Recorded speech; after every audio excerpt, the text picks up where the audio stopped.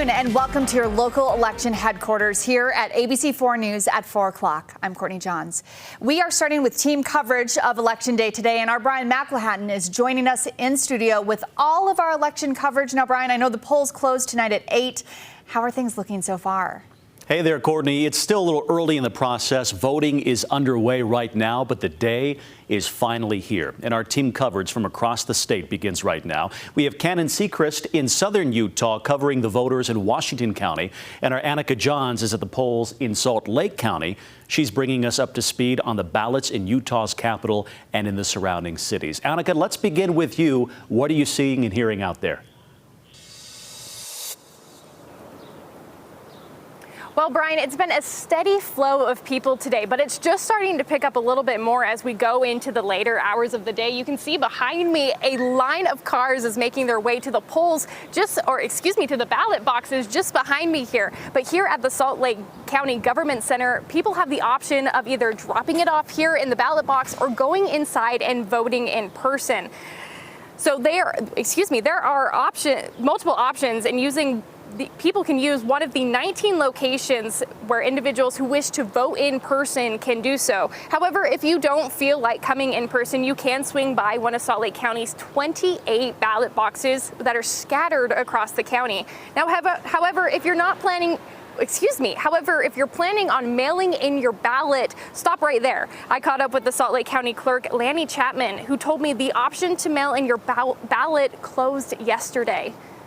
That yellow ballot that we mailed you 21 days ago, pop that in the drop boxes. Do not use the post office at this point. The postmark date was yesterday. So anything we get through the mail with a postmark date of today or later cannot be counted. Now, Chapman goes on to say, however you choose to vote works for them, but it's really important to make sure you get to one of the voting areas before 8 p.m. tonight. She even said that if you're in line and it goes past 8, you will still get the chance to vote, even if it goes past that 8 p.m. mark. You just have to be in line, and then your ballot will be counted. Reporting live from Salt Lake City, Annika Johns, ABC4 News. Okay, Annika, thank you. Our team coverage continues now with our southern Utah correspondent, Cannon Sechrist, covering the primary election in Washington County. He's live at a polling location there. Cannon, how is it so far? That's right, Brian. I'm standing outside of the Dixie Convention Center here in St. George, and cars have just been coming in and out of the parking lot all day today. Voters are casting their ballots to determine candidates for various local and state offices. Some of the key races include those for county commissioner and state legislative seats, with results expected to shape the political landscape for the upcoming general election. I spoke with poll manager Lisa Sandberg earlier this morning about this year's voter turnout so far and what she expects by the end of the day.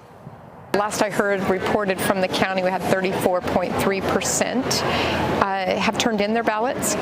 So we've gotten another 244 today. I anticipate we'll be somewhere between 750 and 1,000 today.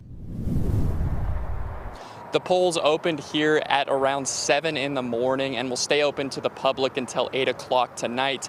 And the unofficial election results will begin to be posted on the state and county websites. In southern Utah, Cannon Sechrist, ABC4 News.